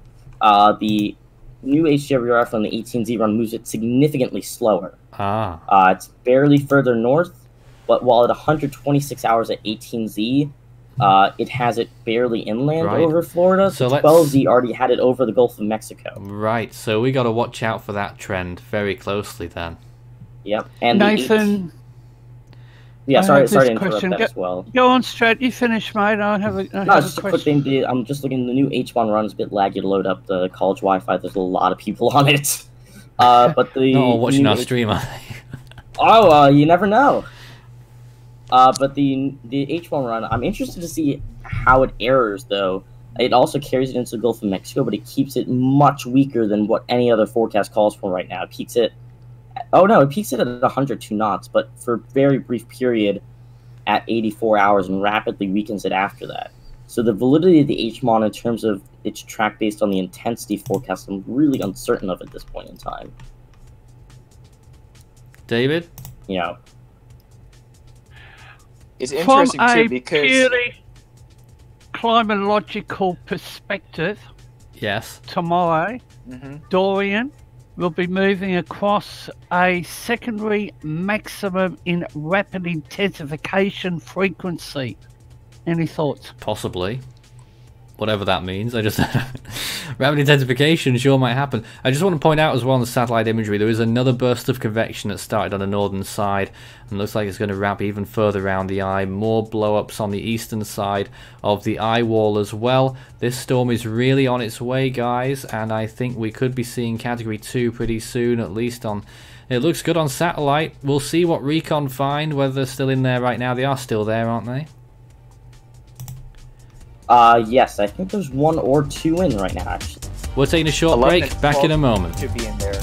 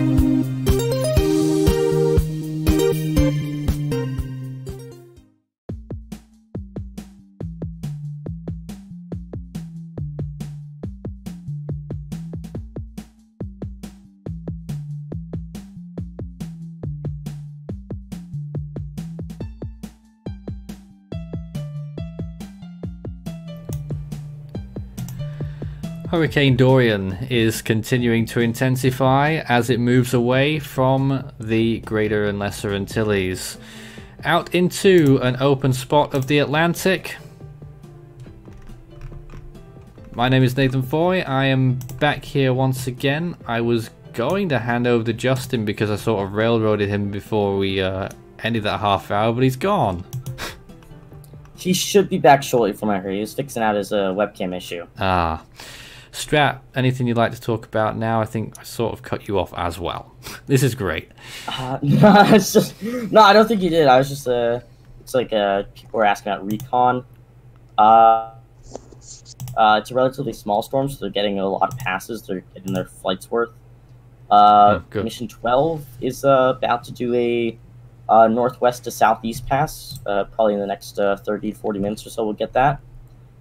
Mission 11 is probably going to do I think a southwest to northeast pass. It's kind of hard to tell because it took a weird turn earlier, and it kind of missed the eye as well. But at the same time, going here would turn around from Puerto Rico. So it's hard to tell which way they're going to go directly at this point in time. But like you were commenting, the satellite imagery is definitely continuing to improve. Yeah. Did that? I think that's... Yeah, you're good to go. Okay, cool. Cool. Go ahead. Ooh, that's a pain in the butt. I think we're struggling with that right now. With what? Okay, I think we can hear you properly now. Okay, there we go. Okay. Go right ahead. Okay. Oh, okay, Sam then. Yes. Looks like. Despite, I also wanted to add that they did the latest NHC update. Actually, although they didn't up the wind speed, they did continue to lower the pressure. No, yeah, that was the first thing we saw at the update. That was through the Recon flight observations. They just finished another Recon flight. Do we have NOAA-2? Okay. Do we have any more news on its intensity? Any updates on that? No new updates on any of the Recon passes. Are we expecting any? AF302 Mission 12, probably maybe by the start of the next hour. NOAA 2 Mission 11, probably not for at least another 45 minutes to an hour. The only real raw thing we have to go on is satellite imagery at this time. We're potentially assuming higher, but Recon just hasn't picked up on it. I'm not sure what SATID would say at the moment with it. Is SATID even possible on this right now? Yes. What would it say at the moment? Well, I would have to go away and run some numbers. Oh dear. I'm here to rejoin call for a sec. So welcome back, Yuxinada. So I just saw a post on a different platform. So you know Tropical Tidbits, right? Yeah. This is what they're predicting it will look like on the 2nd. What now? This is what they're quote unquote predicting for the 2nd. Okay, an image is coming through. That's not Tropical Tidbits though. It's just the HWRF model. All right, guys, we're going to show this on the screen. Don't panic. It is a borderline ridiculous HWRF run, which is currently predicting. I was going to say Tropical. Exactly. I was like, what the heck? Yes. It's perfect. It's perfect quite material ridiculous. For sources like Thor News. That's almost impossible. That's not from Tropical Tidbits at all. I'm just gonna make sure to say that. That is a computer model extrapolated satellite imagery. I was talking about maybe 10 minutes ago about how trash and unrealistic that is. Because you cannot predict satellite appearance of a storm at all. And now the chat's about to go berserk. Why? God damn it. Because they're going to see that and start panicking. I already see some of the messages starting to flow in. But that is not actually Tropical Tidbits forecast. They do not forecast storms. It's a interpolated, extrapolated satellite forecast from the ACRF model run, which has gone absolutely ballistic in the past 12 hours with forecasting the intensity of this system. But what we will do, quite aggressive. What we will do in the next few minutes is run SATEED on this. Now, SATEED is a Force 13 invention, which is a way of measuring how strong the storm is based on satellite observations. It takes 6 readings from the storm's eye wall, factors in the eye condition and temperature as well to hopefully produce a decent reading. It is still in an advanced testing phase at this point, but we have used it on quite a few storms since February, and pretty good results so far. So we'll just, it does take a little while to run through the numbers whilst I'm supposed to be broadcasting at the same time, but I think it could be useful for our output. So we'll put this in and do the work and see what we end up with. Yeah. In the meanwhile, if anyone has any questions that they'd like us to answer, start their message with Force 13 all in text. It lights up in a nice orange color for us to see. Someone asked, is the wind shear in the Bahamas going to kill out this storm? Current models actually forecast little to no wind shear in the Bahamas, so that should not be much of an inhibiting factor.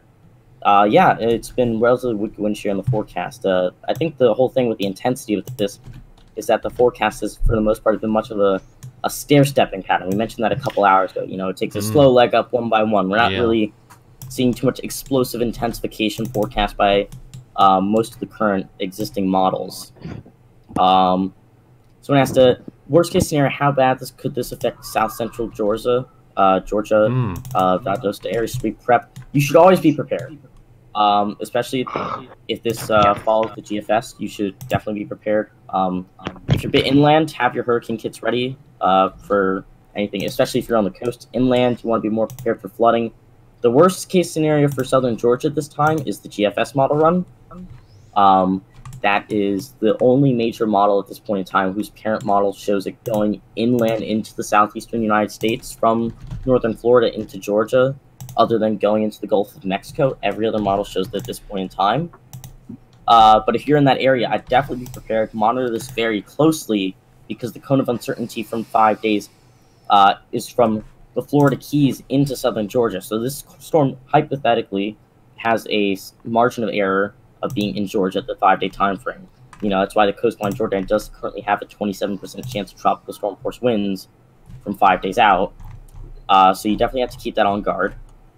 And if it does go south for you and go north, actually, make sure to follow local officials for any vital information that you need. Someone's asking, how will Dorian impact the Tampa Bay area? Uncertain at this point in time. Cone of uncertainty is still big. But definitely have your kits ready there. Yeah, go ahead. I do think that with the Tampa Bay area, probably the biggest concern that you would have is storm surge, especially if you're following the European model, which brings it a little bit up towards and away from Tampa. Tampa's on the wrong side of the coast, though.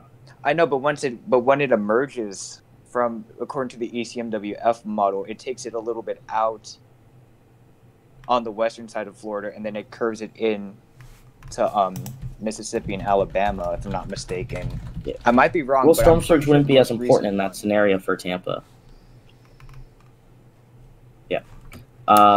We've run SATEED on the storm right now, and interestingly, it's getting a reading of 88 miles an hour. That, considering what we've seen from Recon so far and the center fix miss in the last run, that seems pretty accurate. It sounds about right, in my opinion. It's an unofficial reading. I'd like to see Recon back it up. Based on satellite only, and as we say, when Recon is involved, we wish they were involved all around the world, but when Recon is involved, their observations, because they are more direct than satellite observations, they take precedence. Yeah, and hopefully by the end of this hour and halfway through the next hour, we'll have a more accurate center fix of pressure. Hopefully by the end of the next hour, we'll have a northeast eye wall to get the most accurate intensity possible. A couple more questions.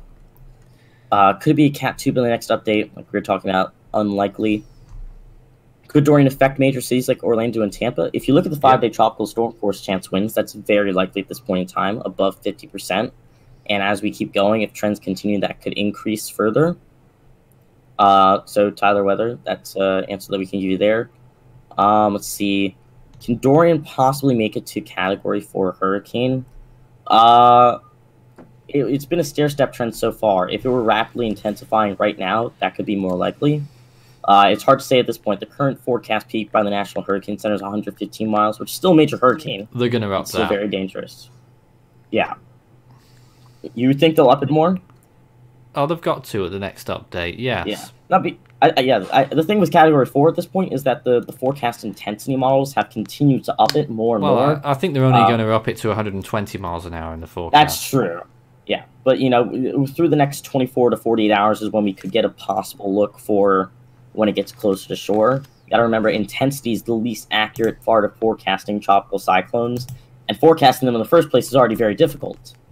So seeing what this could be by then is an arduous task to say the least. Remember, this morning, National Hurricane Center, 18 hours ago, was saying the peak of this storm would be 70 miles an hour.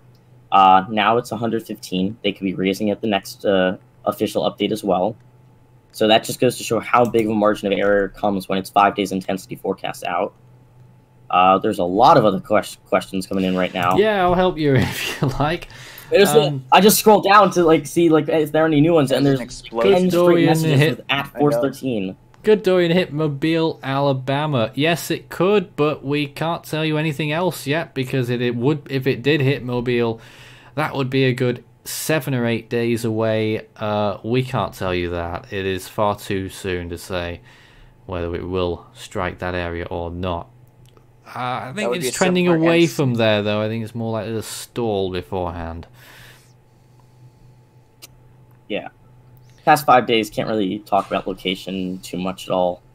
Oh god, there's still so many questions to go through. There's another question from Tyler. He said, will Dorian undergo an Iowa replacement cycle right before landfall? Yeah, it's very much possible, especially with powerful hurricanes like Dorian, which it could become.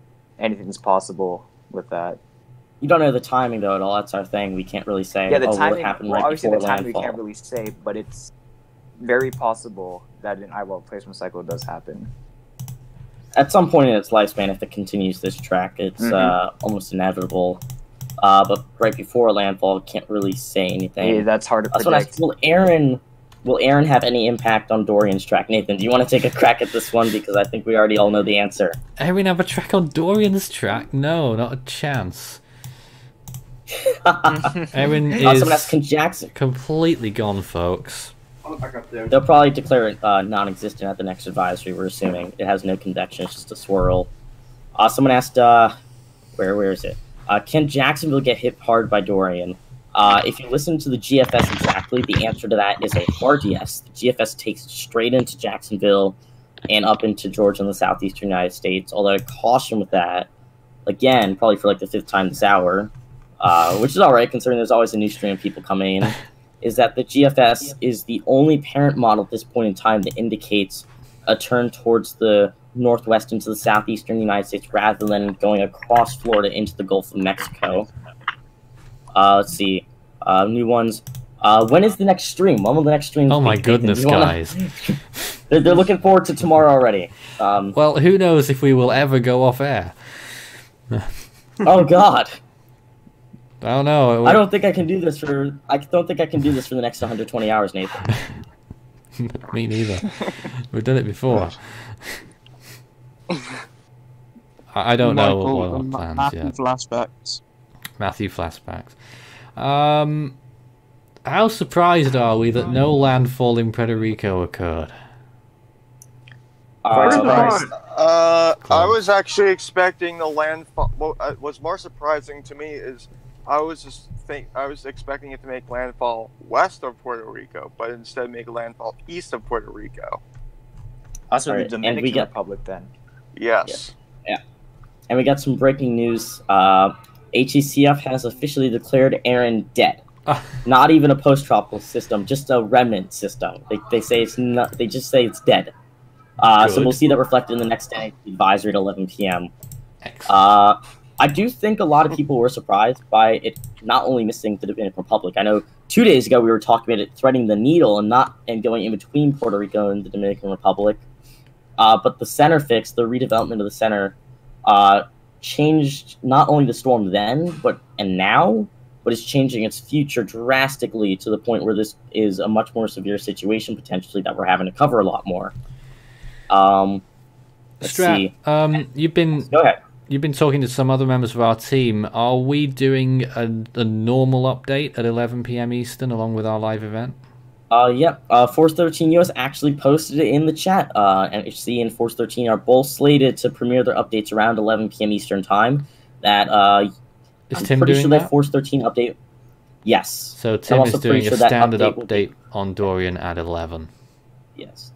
And I'm pretty sure that update will also be cross-posted onto the US channel. If you guys want to find that channel, it's our regional channel for the United States. Search Force 13 US in the YouTube search bar on another tab if you want to find that one. Of course, you don't want to leave this stream right now. They did a hell of a lot of tornado coverage this year over there. Oh, they did. It was absolutely mad. Let's see. I'm trying to see. There's still a lot more questions coming around. Someone asked, are we impressed by how quickly the storm got together? I will say compared to 12 hours ago, it was looking utter garbage 12 hours ago. I thought it was going to I thought it was actually going to follow some of the forecasts and become a remnant low and then regenerate initially. That's what most of the models at the time said too. Even with the even factoring in that relocation, which did make this a game changer, it changed everything. It is still overperforming right now as we look at it on the screen. The last 6 hours, it has been overperforming. I think saying it's overperforming is kind of an understatement. Although in terms of its wind speed, it isn't overperforming too drastically. I don't think it is an understatement. No, that's a lie. It's overperforming. No, it might have been a high-end TS. It's over the peak that the NHC was forecasting. It's over the peak the NHC was forecasting for it 5 days out. Less than 12 hours ago, less than 18 hours ago, they were saying it'd be 70 miles an hour at its peak. Now it's 80 already, and if Recon supports SATSEED, we could be pushing 90 by midnight. Oh, poor NHC. They didn't have a very good time forecasting this storm very much. No. Not really. None of us I really think saying they haven't... Yeah, I think saying the NHC's had a troubling time with Dorian is being very kind to them, to say the least. Well, everyone's been having it. Everyone's had it. That's it was true, the center relocation that did everything, and that happened 18 hours ago. That threw everyone way off guard because you saw them yesterday at 5 p.m. say, or was it 5 p.m. or was it? It was late yesterday. It was in the afternoon. They were like, Dorian Center was relocated.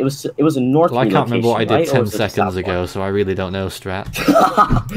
Yeah, it was. I think it was relocation to the north, and that kind of, as looking at what we were talking about 2 days ago to now, it's a whole different world. We were concerned about Florida 2 days ago, about a tropical storm impact, and thinking we were going to have our work set up for us with that. It's a game changer to see what we might have to deal with now over the weekend into next week.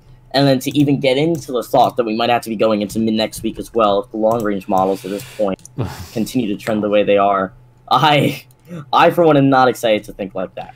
Well, we better fasten up our seatbelts for this long trip.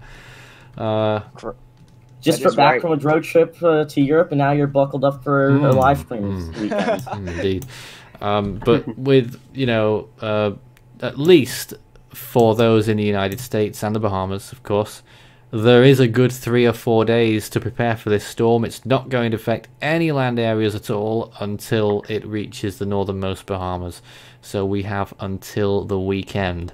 So you really need to make much use of that time as much as possible, because there really is no excuse if you find yourself not ready for the storm when it arrives, because there is pretty much as much lead time as we can give you as you could hope for, basically.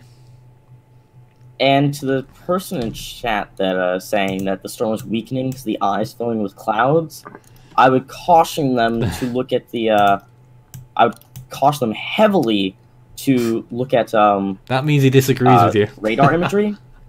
No. I'm not saying that necessarily. I would tell them to look at, because radar imagery is going to give you a much more accurate look of what's actually under those clouds. A convective burst over the eye right now does not indicate weakening at all. We saw that happen 2 hours ago, and it hasn't weakened since then. Could someone possibly show us some of that radar imagery? If I can find it. I don't know. I think people got some screenshots. I'll get some screenshots. Thank you so much. I'm afraid I can't bring them to my screen, so I'm relying on help from our fantastic team here. Yeah, but radar, at least in the Discord chat, from what I've been seeing in some images, continues to look very good for the storm.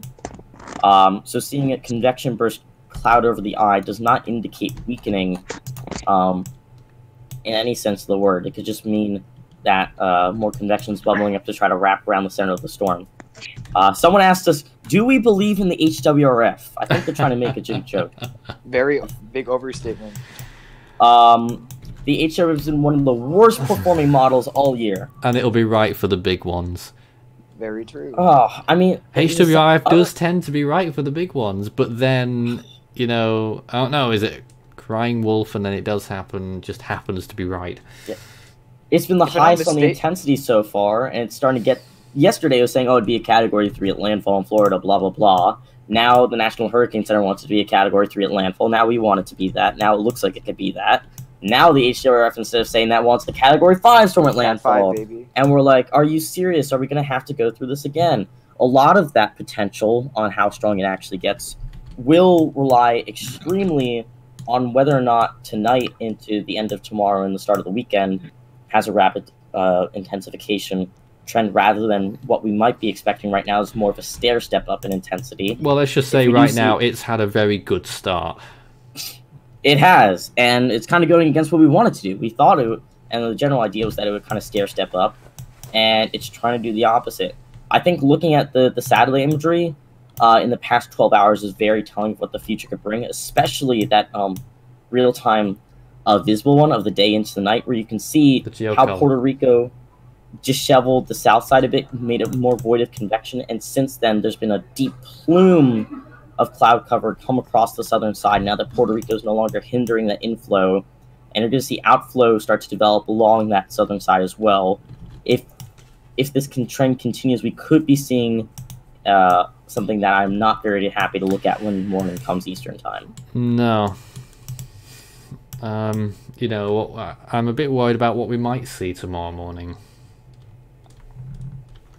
Definitely as well. I think we just got a radar imagery posted in the Discord chat if you want to pull that up. And just an update on Recon. NOAA Mission 11 has left after 2 center fixes. 3. NOAA 11 is gone. It dipped out. Mission 12 is about to do a center fix, and it looks like it's going to miss to the west, too. All right. Recon so is having a very rough time tonight. Yeah. No, NOAA Mission 12 missed to the south.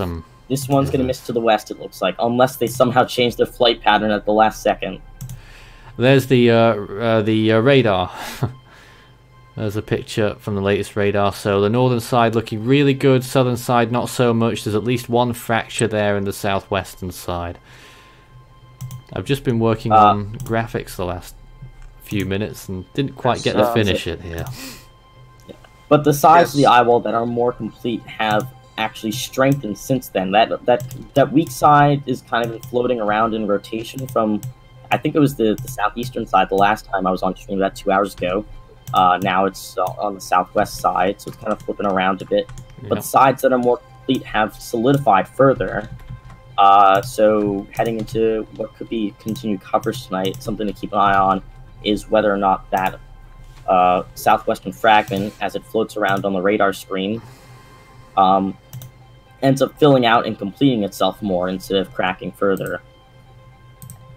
As we head towards the end of the hour, that's probably going to be one of the details we keep a closest eye on. So I said, what's the probability of the system curving up into the northeastern U.S.? That is almost certainly not going to happen at this point. No models show it coming to the northeast. And that will almost certainly not change unless some extremely unforeseen event that no one can predict happens. I'm in the Northeast right now. I can say with utmost certainty that none of us here are preparing for Dorian. Well, no, you don't need to yet. Yeah. No, because we don't have to prepare for it. Strap, we're taking a break here. No. This is Force 13's continuing coverage on the main feature, Hurricane Dorian. We'll be back again in a few moments' time with more coverage, and, well, who knows what's going to happen in the next hour. We're just counting the hours and watching this storm intensify right now. It is still doing so, and we'll be back with it again in just a moment.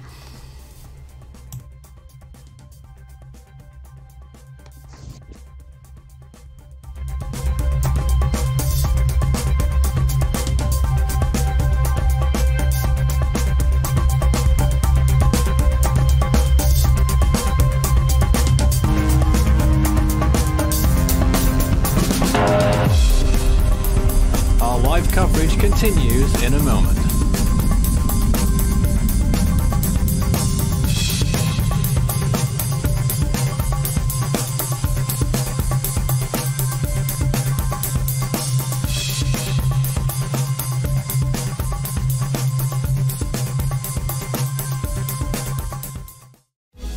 You can also help the project become even better by becoming a patron. You can see more information about all the benefits involved by visiting patreon.com/Force13. With a special thanks to these people for being our most valued patrons this month.